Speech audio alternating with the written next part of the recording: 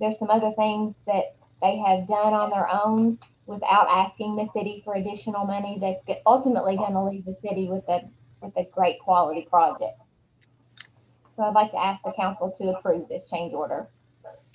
Jessica, this might seem insignificant, but in looking at the item description on that upstream and downstream for manhole 8.35, the unit price was $150, and there's a quantity of 18.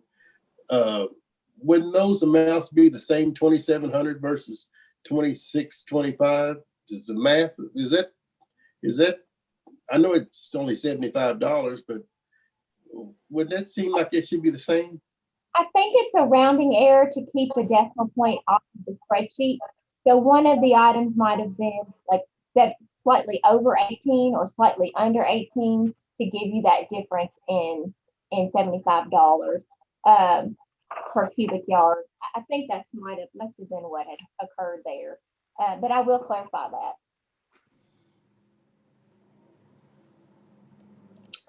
And I'll have to back up Jessica on that rock issue that has added some time. I think, if I'm correct, Jessica, when they were working along that creek that parallels Marvin Downs Lane right off 150, that portion of that work, and it eventually goes all the way over to 245 there near the quarry, that work was tremendously slow because it was solid rock through there, I believe. I passed by there very often, and I could tell just by the number of days they were there in that area that it was significant. So yes, the manholes in that location were close to around 20 foot deep, and probably 16 of that is solid rock. So yeah, you're digging 16 feet in rock per foot for a 2 foot diameter trunk sewer main. It's slow. And again, that's before you can really even bypass pump or do much else. You know, there's not a lot of other work until they got to that first Y. You know, there's nowhere else you can really go. And it's kind of a good thing that they didn't try to jump ahead too much, because if they had tried to lay too much ahead of themselves, if once they had occurred this bore issue with the utilities, they would have already had line laid without being able to work backwards and lower sections of the overall main to chase grades out.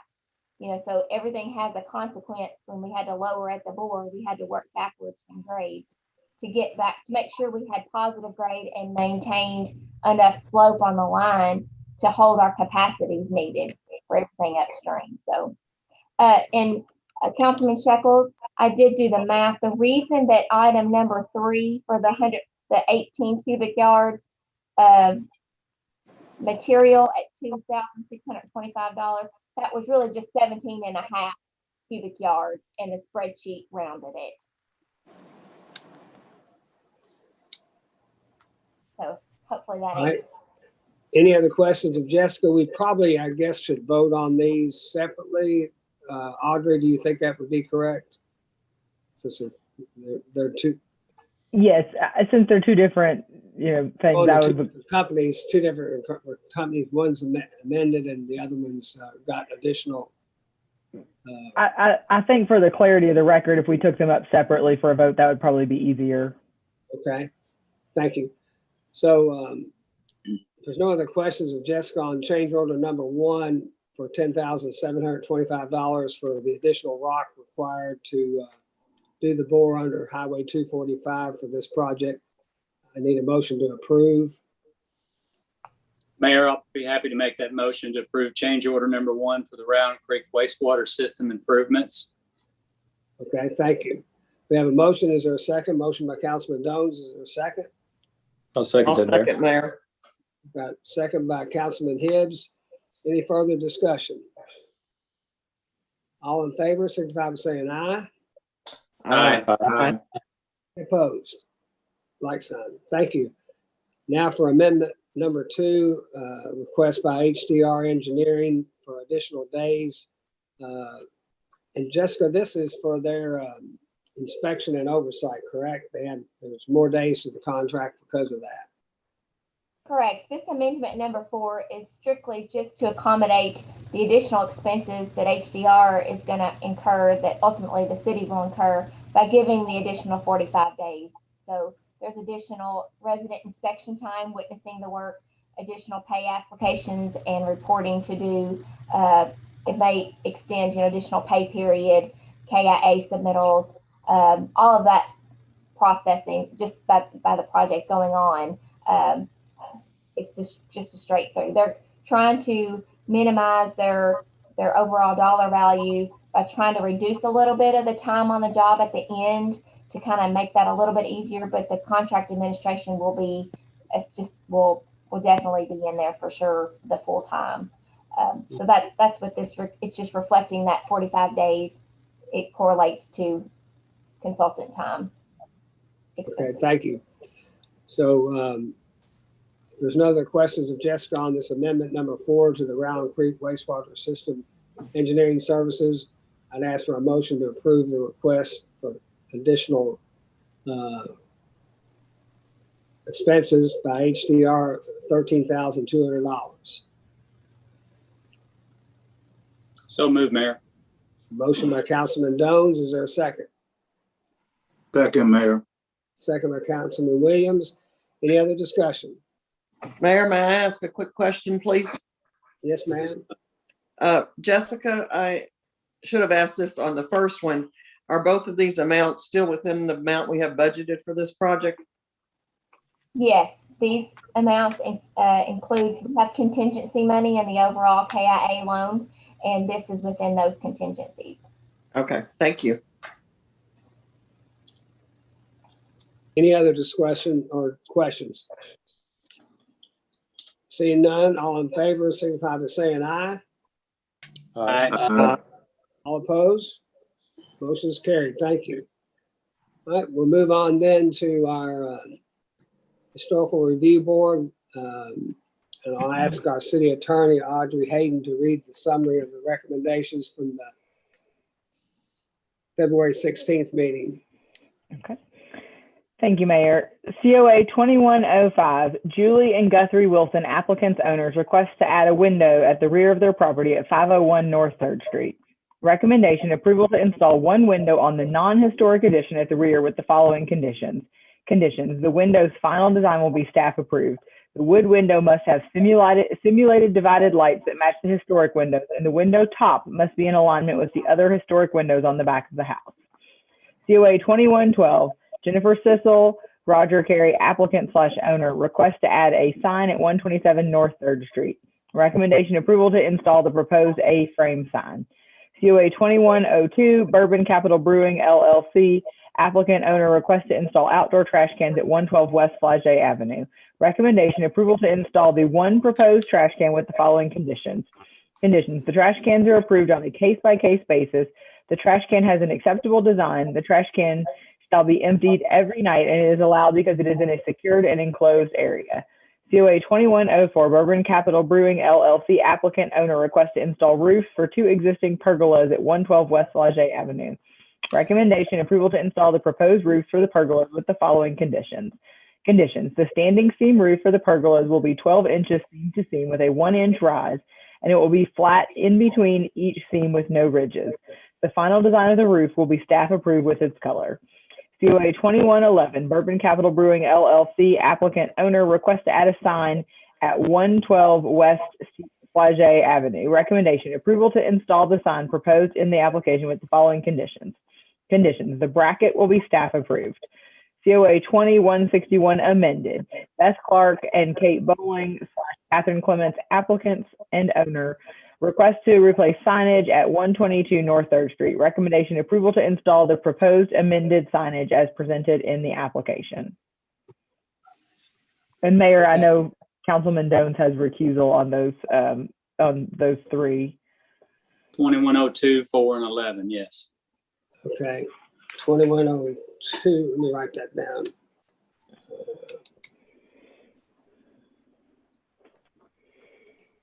Okay, then why don't we take up COA 2102, 04 and 11 with Councilman Dones recusing.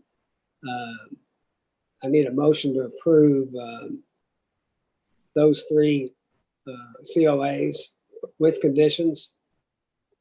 I'll make that motion, Mayor.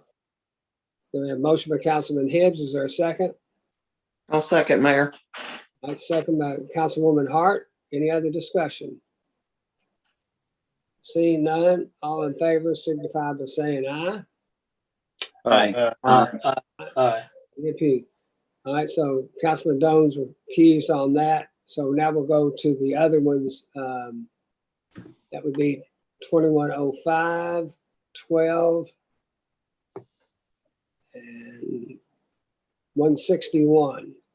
Is that, I guess that's Mayor, 161. my mistake, Mayor. I thought, my mistake, Mayor. I thought that I was recusing on the first ones. The first ones was the ones I was supposed to recuse on. I actually voted on that. So if you want to do that over again, or You mean on, 2102, 04, 2, and 4, and 11? 11. Yeah, I apologize. I thought we were doing the others first. I'm sorry. Yeah, we could do that again. Yeah, I did state that we wanted to take up those 2102, 04, and 11 first and let My you fault. recuse. My All right, fault. so we have motions and seconds. I'll then ask for the vote again with Councilman Dones recusing. All in favor, say aye. Aye. Aye. All opposed? Okay, motion's carried. Let the record show Councilman Dones did recuse. Now we'll take up, looks like 2105, 2112, and 161, I guess. So we need a motion to approve those, and if any have condition, with conditions, if any. Which I'll some make do. that motion, Mayor, to We have a approve. motion with Councilman Buckman. Is there a second? Second, Mayor. All right, thank you. Second by Councilman Williams. Any other discussion? Seeing none, all in favor say aye. Aye. Aye. All opposed? Motion's carried. Thank you. All right, we'll move on. Everyone had a chance to review the minutes of the February 9th meeting. If there's no additions or corrections, we can approve them by unanimous consent. All right, we'll move on then. I think Aaron's going to be addressing the ordinance on a first reading for some budget updates. Aaron, do you have anything else related to a financial report? No, this was it. Okay. I'll let Aaron go ahead and introduce or discuss the need for this first reading, and then we'll have some discussion. Okay. So we're currently wrapping up our FY20 audit with our new auditors this year. We hope to be presenting that at the next council meeting.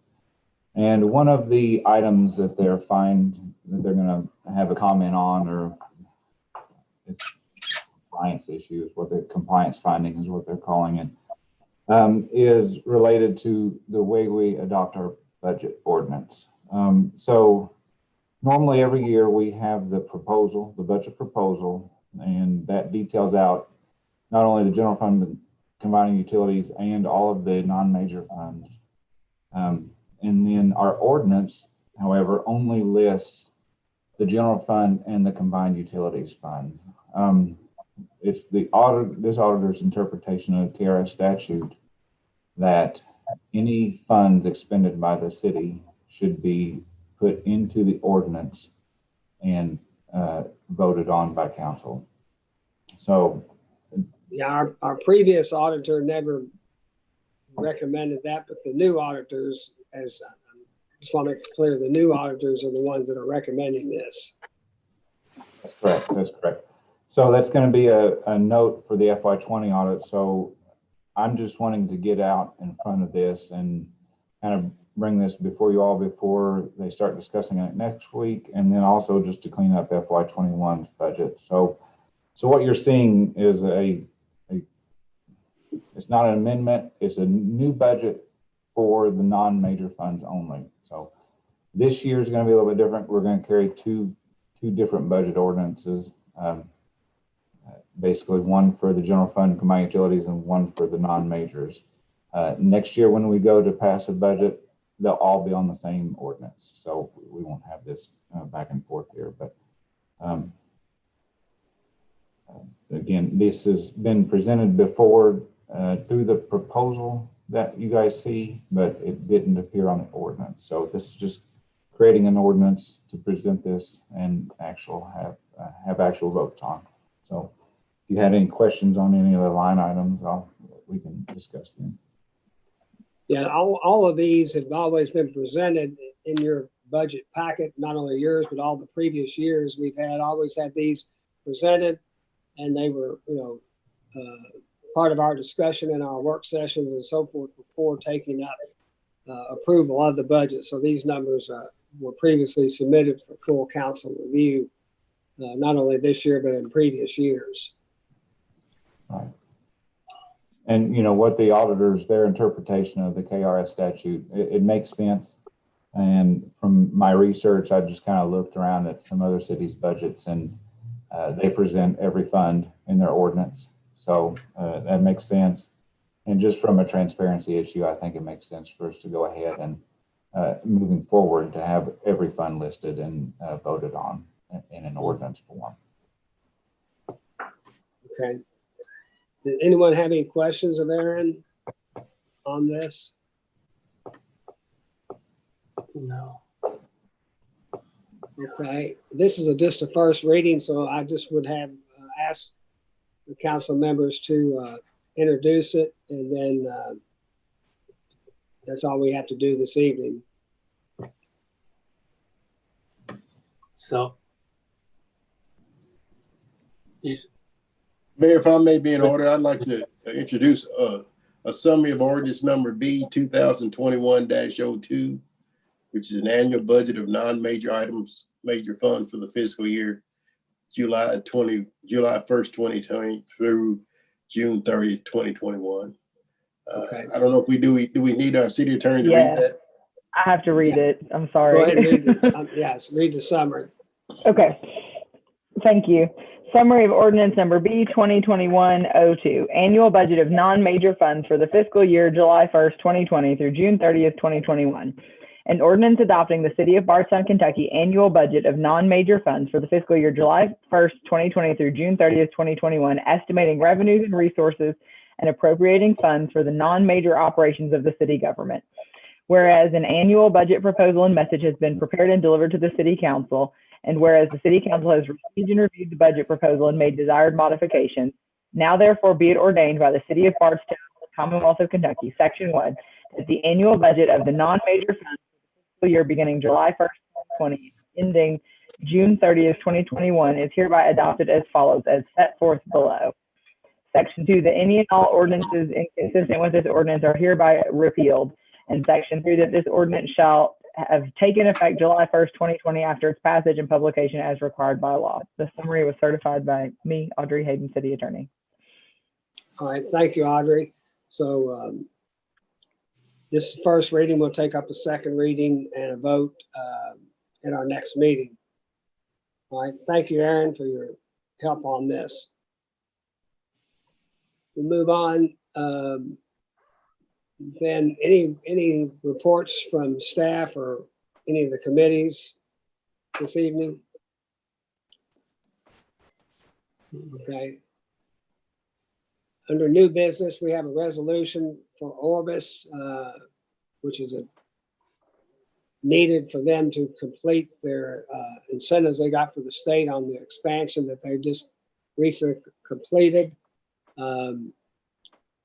We formally approved this tax incentive for them back in 2017, but the state requires that a formal resolution be adopted by the city council now that their project is completed. And when Audrey reads it, you'll understand the nature of the project. And so we do need someone to introduce resolution 2021-02. Mayor, if I may be in order, I'd like to introduce resolution 2021-02, a resolution approving the granting of inducements to Orbis Corporation for the purpose of attracting and retaining jobs pursuant to KRS Chapter 154, subsection 24, and have our city attorney read the summary, please. All right, thank you, Councilman Hibbs. Okay, Audrey, would you read the resolution, please? Yes, thank you, Mayor. Resolution 2021-02, a resolution approving the granting of inducements to Orbis Corporation for the purpose of attracting and retaining jobs pursuant to KRS Chapter 154, subsection 24. Whereas the Council of the City of Bardstown, Kentucky, the city, finds it is a legitimate public purpose of the city to undertake activities for the purpose of attracting and retaining jobs for residents of this community. And whereas Orbis Corporation is investing nearly $30 million in the expansion of its existing facility in Bardstown to increase production and warehouse space, including the purchase of additional equipment. And whereas the Kentucky General Assembly in 2009 enacted KRS 154, subsection 32-010 through 154, subsection 32-100, establishing the Kentucky Business Investment Program for the purpose of encouraging the development and expansion of the manufacturing, service, and technology industries in Kentucky. And whereas this program provides state inducements to businesses which locate in or remain in the Commonwealth, thus creating and preserving jobs for Kentuckians. And whereas this program encourages local governments to participate in these inducements for businesses within their jurisdiction. And whereas Orbis Corporation is soliciting the city for support of its application under the Kentucky Business Investment Program under KRS 154.32.010-100. And whereas the city has expressed its willingness to support a 0.05% credit of the city's occupational tax fee on 55 new jobs created by Orbis Corporation as part of this economic development project for a 10-year period, such credit applying only to new Kentucky resident jobs created by the project. Now therefore be it resolved by the City Council of the City of Bardstown, Kentucky as follows. Section 1, that the city authorizes the credit of its occupational tax fees pursuant to KRS 154.32.010-100 to Orbis Corporation and any subsequent assignees and approved affiliates thereof under the KBI program for and throughout a 10-year period beginning from the effective date of this resolution.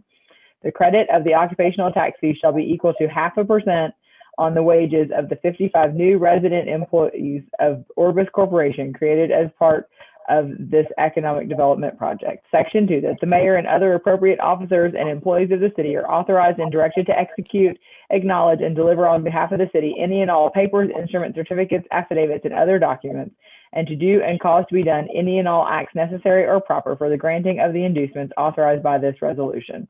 Section 3, that this resolution shall become effective upon its passage and approval. Thank you, Audrey. Does any of the council members have any questions? As I said, we took this up back in 2017 when they made their formal request to the state for these incentives.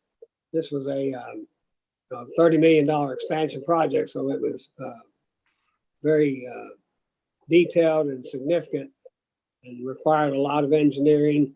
Now that it's completed, we've got 55 new jobs, and we're doing this tax incentive in support of that legislation that's available to them. So can I get a motion then to approve the resolution? So moved, I'll Mayor. second that. I don't know if we have a second yet, do we? I have Councilman Williams and then Councilman Buckman, you can be a second on that. Okay. Yeah. Mr. Mayor, just curious, what kind of savings is that to Orbis approximately? Do we figure that or do we not even know? I haven't recently. I mean, this is a standard thing that we have done since 2009. Made this incentive available.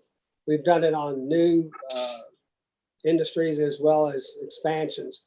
And as you see, it only involves the new jobs that are created. It doesn't impact the whole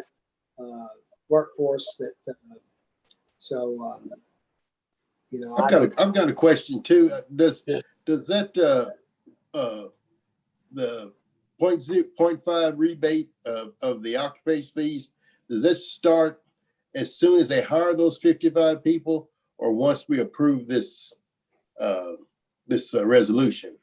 Does it start like today, or did it start back when they started the project? I can't remember how that worked. well, we had voted to approve it back in 2017. I would have to think that it can only start once those 55 new employees are working. This is just part of the finalizing the paperwork on behalf of Orbis to get all the incentives. This resolution, you know, we were requested by Orbis to do this as part of their agreement with Kentucky, the state of Kentucky. Yeah, so this I don't know. actually ends on 2027 then. This rebate instead of 2032 or Well, 20 instead of We 20. voted on it in 2017. That had to be done as they submitted their request to the state. Now, to formally finalize it, I think this is required from us. So I think you're kind of asking, when does the clock start? I think the clock starts now, as opposed to when the new employees are working. They've just now finished the project. Audrey may have something more to add to that. Well, I think, Mayor, you know, I based on this language, which this is sort of based on model language that comes from KBI, or from, you know, it does say that the 10-year period begins from the effective date of the resolution, which the effective date of the resolution would be today. But I think, I don't want to say the wrong thing here, but I think that it applies. They've in theory already hired these 55 employees, so I don't think that they have to hire 55 employees after today. I don't know if that's what you're asking, Councilman Right. Shekels. I think the 55 employees are already working, but the 10-year period would start now and run through February, whatever today is, 22nd or 23rd of 2031. That's what I was asking.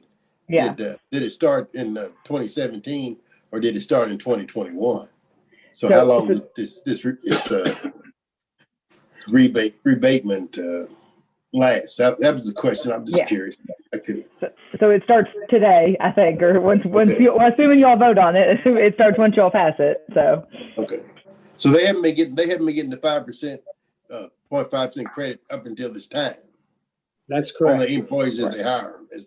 See, they might have hired. I think It starts right now. correct. Okay. And just for one more little addition to this, this was a very competitive expansion on behalf of Orbis. They were actually, the Bardstown location was competing with other locations around the country, and our electrical department worked hand in hand with their engineers. We had to do some upgrades to our substation there on Withrow Court. And also, the one on Withrow Court that serves this facility, and also some work on Wilson Industrial Park area. So some great work done on City Electric Department, I think did go a long way in helping Orbis land this project locally here in Bardstown. It was going to go to one of their plants, and we were happy that they got it approved for Bardstown and spent $30 million and added 55 more jobs. So it's a great project, and I just wanted to single out our electrical department for their help in this project. Okay, we have a motion and a second. Is there any other discussion on this? All right, seeing none, then all in favor say aye. Aye. Any opposed? Motion's carried. Thank you. Good questions. We have any council members that need to bring anything before the council this evening? Mayor, if I may, I've got one quick comment on our blessing box program. Yes, sir. Just want to give a quick update. Since July 28th of last year, our Save a Lot bag program, which is the $10 and $5 bags that you can purchase through Save a Lot, has generated 222 $10 bag donations and 281 $5 bag donations within the community to total out to a little over $3,600 worth of donations, not including personal ones that people are making. And I think Councilwoman Hart's got a really cool story about some young leaders in the community adopting one of our boxes. Betty, you want to tell them about that? Sure. Kate Brown, who is a senior at Bethlehem High School, has adopted the blessing box at the rec department. And she has been collecting donations, whether it be monetary or food, and stocking that box several times a week. So that's a project that she has taken on until she goes to college in the fall. And then last week I was contacted by Kaylin Runner, who is a third grade teacher at Foster Heights. And her class wanted to adopt the one down by the Kobeck building. She said they go for walks every day and the kids love to open it up and see what's in there and straighten it up and rearrange it and all of that. So they are adopting that one and will begin to take care of it all the time too. So it's great that our youth are getting involved in those. Thank you, Betty, and thank you, Frank, for the update. It's a wonderful outreach program we have, and we know it's being used because those items that are placed in the boxes, people are picking those up that are in need of food and household items. So thank you. Anyone else have anything else to bring before the council this evening? Mayor, I have one item I'd like to bring before the council, if I may. Sure. Just like for the council to check their city email account and be on the lookout for an email from Kentucky League of Cities concerning House Bill 207. I don't know if any of you all had a chance to look that over, but it has to do with, it's a little bit of language that would possibly affect home rule and local ability to control utilities and possibly franchise fees. So, you know, with Bardstown owning and operating an electric utility, it probably wouldn't affect us so much in that, but potentially on maybe some franchise fees as to do with gas supplies and such. So just wanted to bring it to the council's attention. I think it's supposed to be voted on this week. I don't know if you'd had a chance to look at it, Mayor, but maybe something that we want to look into. Do you have a House bill or a Senate bill number for that? House Bill 207. House Bill 207. Yeah, that's coming up, I think later on this week. We had a KLC board meeting today to discuss that. And I'm glad you brought that up, Councilman Dolan. I was going to mention something about that, but you were one step ahead. That's good. Yeah. Just wanted everybody to be on the lookout for it, and maybe possibly if you have time to look it over. It's about, for us, I think it would be more about protection of home rule as anything. So appreciate that. Okay, if you don't, I don't know that I've seen that, but I'll double check that. But yeah, and then we probably wouldn't hurt us to reach out to our state representative and our senator to discuss that. That's what I would suggest, Mayor, depending upon the council's opinions of after they read it. So yeah, I would suggest reaching out to our representatives for sure. It's a KLC initiative. They want to make sure that that we reach out to all our state reps and everything to make sure that we want to establish that home rule principle that Councilman Doan said. So this bill would protect that and not be a negative. Actually, Mayor, this bill kind of threatens it a little bit. It may indeed threaten the way cities, what their control over utilities. And what utility companies can do as far as franchising and stuff for local municipalities. So I think that KLC sees it as a problem issue. Actually, House Bill 207 is that they feel like that that KLC and then the member cities should actually oppose this bill.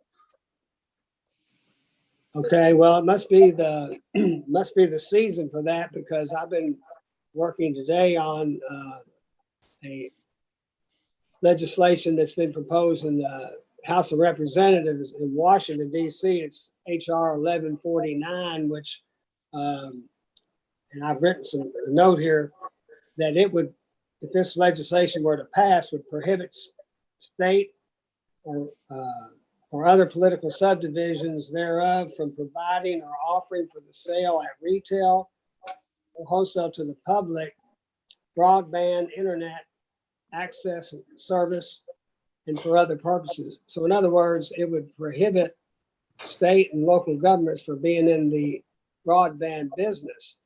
And it's being proposed as a, creating more competition and so forth in this marketplace for broadband. But, if that were to pass, to me, and I'm going to be reaching out to Congressman Guthrie about this, if that were to pass, to me, it would be doing just the opposite of creating competition, because, or creating a more favorable marketplace, because, you open it up only to these large for-profit companies, and you take out states and local governments from being in this business who are not for-profits. And, that footprint we have here in Nelson County is extensive. And I think most people know that the price we charge and the services we offer for our broadband is much better than most of those in many of our surrounding counties. So this could be a very harmful legislation as well. So absolutely. Linda Ain, who represents us, the attorney who represents us with the Federal Trade Commission on a lot of this stuff, she and her organization are working hard to rally support to oppose this. And I will be reaching out to Congressman Guthrie tomorrow with this, and encourage anybody else. It's HR 1149, which is being proposed. We're hearing that it's probably going to run into a lot of opposition, as you might expect, in the House, and it may not pass, but we don't need to take either one of these things for granted.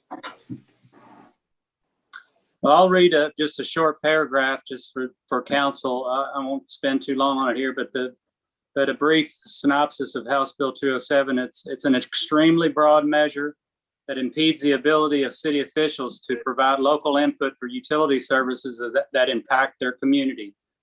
This legislation violates the principle of home rule and could have unintended consequences on local planning, zoning, and franchising regulations. Okay. Thank So you, just Councilman. something to consider. Yeah. Wow. Appreciate you bringing that to our attention. Yes, sir. Anyone else have anything else to bring before the council this evening? All right, if not, we'll move on to cemetery deeds. We've got Anita Key, purchase of one grave site, Frank and Connie Tate, purchase of one grave site, and Mary Ann Crow, purchase of one grave site. We can approve those by unanimous consent. And as far as the mayor's update, just a couple of things. As we know, last week, and actually a little bit in the week prior, we had several snow and ice events in the city, and caused a lot of work to have to be done by a number of our departments. So I want to really compliment the work that our electrical department did with the responding to. We had approximately about 2,000 outages over the course of that Thursday and Friday, and fortunately, not everybody was out at the same time, but they were able to get people up in relatively short amount of time. I think most of them were 2 to 3 hours. I think one neighborhood of about 80 residents was out longer than that, but a number of trees and limbs, and of course ice and the way the ice and so forth cause those outages. But the reason why we were able to restore it so quickly is because since 2009, when we had that last major storm, we made a serious effort to do maintenance constantly every year with making sure our distribution lines are clean. We buried a number of lines in some neighborhoods now that is paying off by reducing the number of outages and allowing us to get the service restored much more quickly as a result of that. And I know when we're doing this work, a lot of times people are really upset and concerned because we're trimming trees and so forth. But we're doing that in our easements, in our utility right of ways, and there's a reason behind that, and I think it's paying off. So we appreciate the cooperation from the people in the community, but want to compliment our electric department, and then of course Public Works had a ton of work to do keeping our streets clear, and I think last year we may have had a total of 3 inches of snow for the whole year. I don't know that we used hardly any salt. And this year, besides just the pushing of the snow, we went through 140 tons of salt approximately over the different storm events and snow events that we had. And but we're still in really good shape. Let's knock on wood and hope we don't have any more snow events in the balance of this year. We'll have plenty of salt on hand for next year.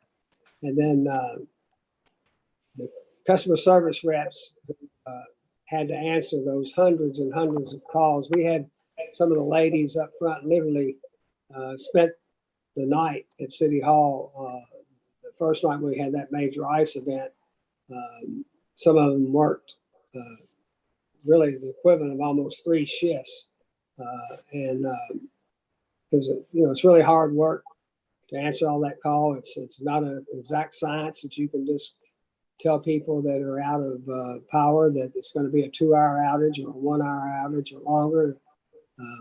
The reason for the outages all vary, therefore the amount of time out varies. So these girls work their tails off, and they do hear a lot of grief, and a lot of people are upset, but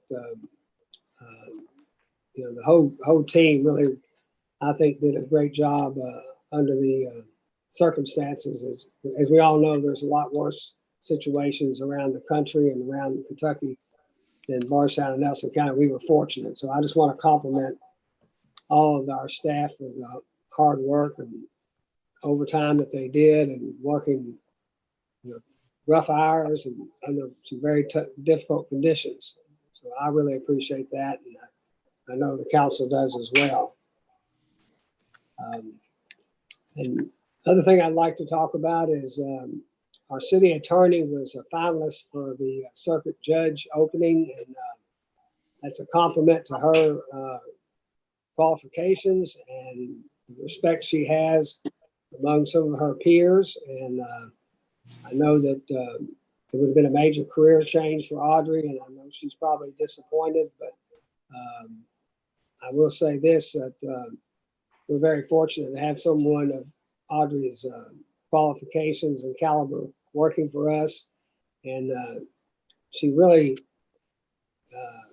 there's a lot of work involved in being city attorney in this day and time. And she doesn't do it for the money. The money is fairly insignificant compared to what she would be doing with her time more in the private sector. So I just want to tell Audrey how much we appreciate the service she's doing for the city, and let people know that she is truly a public servant with the job that she's doing, and for fairly not a huge retainer that she gets for all the time and effort she has to put in on our behalf. So thank you, Audrey. I'm sorry in one respect that you are not going to be a new judge, but I'm also happy that we're going to be able to continue to work with you. Thank you, Mayor. You all are a good client, and I enjoy working with you. So it makes it all worthwhile most weeks, anyway. Thank you for your kind words, though. I do enjoy working for the city and working with all of the members of the council and the departments, and so I'm glad to still be here.